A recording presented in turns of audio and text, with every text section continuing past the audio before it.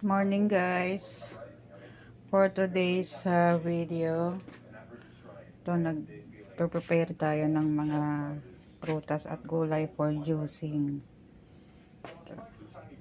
Ito ang mga nahugasan na, and then sunod niyan i-slice na po natin. Lang din magawa po natin ang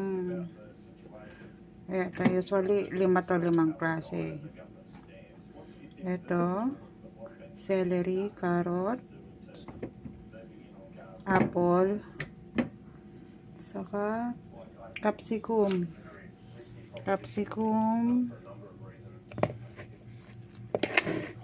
saka cucumber, yan.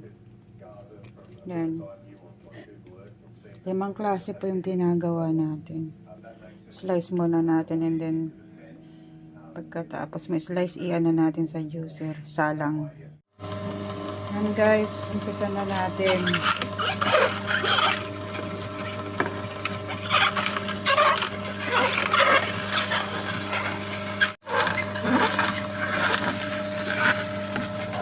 I-slice po natin siya para hindi mahirapan yung juicer.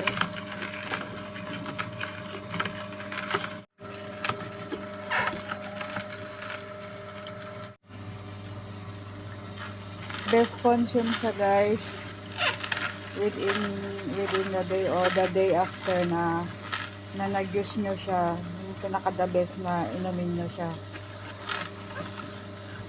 But beyond that, hindi na po medyo okay yung Tapos na guys, it's time to have a fresh juice.